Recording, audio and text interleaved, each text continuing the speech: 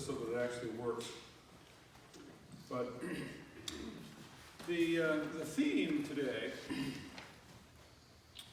would be me, an apostle. We begin with the first reading. You need to have some geography to understand what it was all about. After King Solomon, the nation split into two parts. The northern kingdom was called Israel, and the southern kingdom was called Judah. And while they both were related, because they were composed of the 12 tribes of Jacob, nonetheless, they were different nations at that point. They would think more of themselves than they really were. They would think they were more powerful than they really were. And they became rather arrogant. Isaiah says, while the ox knows who the master is, the Israelites and the Judeans did not. They worshipped other gods. They treated the poor very poorly. They strayed from worshiping and acting as they should. And because of that, the anger of God was upon them. Because of that, because they put their priorities in the wrong place, at some time, they would pay the penalty. Well, the big problem at the time of the northern kingdom was a huge empire called Assyria. And Assyria decided to take over that region. And they marched basically from where Iran and Iraq are through the Fertile Crescent between the Tigris and Euphrates rivers, and then came down into the nation of Israel. The first area they would come into was the area of Naphtali, which would be to the northwest of the Sea of Galilee. And just below that would be Zebulun. Now, Naphtali was the fifth son of Jacob, and Zebulun was the 10th son of Jacob. And as I said, they divided the whole country according to these tribes. And what Isaiah is saying, that, this area was thought to be unlucky because the Assyrian army came through it first, conquered them first. But Isaiah is saying, that was your past punishment, your past, bringing you down to your knees. But the future will also come from the same area. The future where the Messiah will be born and live, where the Messiah will do most of his ministry, where this light who will provide light to a nation that lives in darkness will come from the area of Galilee. And indeed, Jesus comes from the area, grew up in Nazareth, which is in Naphtali, that area. And to make it even clearer, because Nazareth is such a minor city, Jesus does a lot of his work in Capernaum, which is 23 miles to the northeast of Nazareth, right on the coast of the Sea of Galilee. So when you're reading this is one more prophecy of the coming Messiah that becomes true. That the Messiah will have his ministry mainly beginning in the area of Naphtali, in the area, of Galilee. The interesting thing, too, is a side story, which you really wouldn't even pay any attention to, but as a historian, I had to find out, was at the end, it says, something about Midian. What the heck is that? Well, the idea here is that, while we are called to be apostles, to go out into the world, our reaction is like, as I said earlier, me? I can't do that. I'm too weak. And the message, to the people when Isaiah was writing this was, no, God will be there for you. And things that you thought were impossible will become possible. And so the fifth judge, the judges were after Joshua.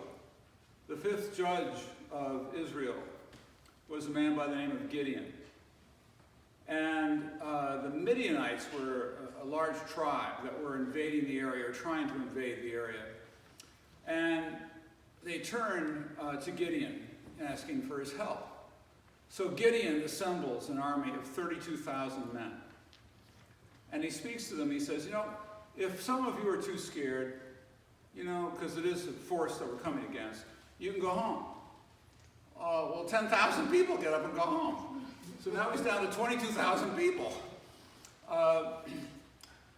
And then God says, when the army comes near a body of water, I want you to watch. And those people who dunk their head in the water, who pay no attention that there could be enemies around them, therefore are not aware, don't choose them for the battle. Choose those who cup the water in their hands and drink it, because they're kind of still making sure that they're ready in case they're attacked. Well, of the 22,000, only 300 do this. The rest of them dunk their heads in it. So God says, I want you to use only those 300. And, Gideon is saying, you gotta be kidding me. Well, what he does though, is he has each of the 300 hold a torch, and they have an urn kind of covering it so you can't quite see it in the night. And they all had trumpets. And so the 300 surrounded the camp of the Midianites. And then at a certain point, they blew their trumpets, took the urn off of the torch, and started yelling. And the Midianites became so confused, they started to kill each other. They didn't know where it was coming from, and so they're attacking one another. And they win the battle without having struck a blow, simply because the Midians did it to themselves. So what they thought was impossible was possible. What they thought they couldn't do, they did. Well, that gets us into the gospel. So remember, Isaiah is saying that the Messiah will come and work from the area of Naphtali. Well, that's exactly where Nazareth is. And so Jesus, by having his ministry there, by moving it even more to a more populous city, Capernaum, is fulfilling that prophecy. Now, also, he then begins to call his apostles. Last week we talked about Andrew and Peter. Today, there are two others who are mentioned. James and John, the sons of Zebedee. Zebedee was kind of a middle class, in those standards of those days, in terms of wealth, a fisherman. And he had, his sons, James and John, helping him. Well, when Jesus called them, they immediately, you might not have picked that up, but they immediately followed Jesus. And this is in contradistinction to the time of Elijah, when Elijah calls Elisha and asks him to follow him. And Elisha says, I'll be glad to, but I got to go home and say goodbye to mom and dad first. And Elijah, you can't do that. You got to go right away. Well, the apostles didn't want to go home and say goodbye to mom and dad. They immediately followed him. Which then Jesus is saying the way we should be. We should immediately want to do the right thing. Well, who are these two? They're very human. They were, a bit narcissistic their mom, pushes them to ask Jesus, when he gets into his kingdom, kids, I want to make sure that you're sitting on his right and his left-hand side, the prime seats in the kingdom. And so they take Jesus aside one day and say, so when you come into your kingdom, you don't mind really if we sit on your right and left-hand side, do you? And of course, Jesus says, I'm sorry, but that's not something I can give you. It's not something I'm able to give you. But they're proud. When they go into a Samaritan town, and the Samaritans don't believe Jesus, James and John get angry. And they say, you should call down thunder to destroy these people today. And Jesus, who had a sense of humor, called them from that day forward the sons of thunder. You may not pick up this as a joke, but that there is sort of a joke in there that Jesus was sort of doing. Later, we find, though, that they are very dedicated. And if you see most of the miracles, there's a few people, Peter, James, and John, who are usually with Jesus and observe most of these miracles. So they had a favored status. Interestingly, of the apostles, James was called, James, but there was another James who was called James the Less. Poor guy. James the Less. He must have been short or something. I don't know what. But and I was young. I thought that the first bishop of Jerusalem was the Apostle James, but it was actually the Apostle James the Less. James, however, was the first person to be martyred. He was beheaded by Herod Agrippa in the year 42 AD. And was the first to die, maintaining that Jesus did rise from the dead, was really the Son of God, was willing to die for it. Interestingly, his brother, John, was the only apostle not martyred. He was the only apostle to die in old age. There is a legend, however, that in Rome, once John was thrown into a cauldron of burning oil and climbed out of the cauldron just fine. And they thought as, wow, what a miracle. And sometimes when you see a church, this is the church of St. John, and sometimes they'll see a symbol of a chalice with a snake coming out of it, that he avoided death, that they threw him in, but he emerged unscathed. At the base of the cross, Jesus asked John to look after his mother. John does. John takes Mary to the town of Ephesus, which is on the western coast of what's today Turkey. And there he takes care of her and writes the fourth gospel. And because of his preaching, he isn't killed, but he is exiled to an island called Patmos, which is off the coast of Turkey, western Turkey. And there he has the visions and begins to write the book of the Apocalypse, the Revelation. When John is dying, they ask him, knowing that he is the last of the apostles, that he was a very inspiring man. His gospel so soars above the other three that it's depicted with an eagle. What is the most important? Is there something wise you want to tell us before you die? And the only word he could muster up was love. And indeed, that's really what life is all about, learning how to love in greater depth.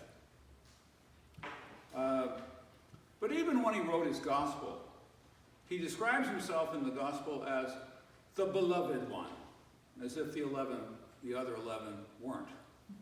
So you see a human being, in these two people, James and John. If you think that you put them on a pedestal and you can never live up to be like them, the point is, oh, yes, you can. They were just like us, just as were Andrew and Peter. And if you look at the apostles, Jesus picked some pretty ordinary people. One he picks as a tax collector, Matthew. They hated tax collectors back then. You know, if somebody from the IRS shows up at your front door, you're like, oh, welcome, come on in. You know, it was even worse back then. And he picks Judas Iscariot. I didn't know until I was in seminary and did research that the word Iscariot means daggermen. And the daggermen were assassins. They go into a crowd, and if there was someone that they didn't want to, to continue on because they were against their plot to overthrow Rome, the daggermen would, knife them in the back with a small dagger. And then they'd be called Iscariot. So, interesting. Now, my only point is that this is the season of Epiphany. You are called to be an apostle. The word apostle means to sail forth.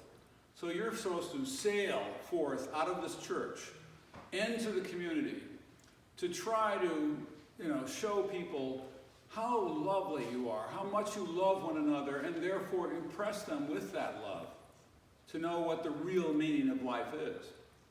When we end our services, Dana sends us forth by saying, this service is over, but your service is just beginning.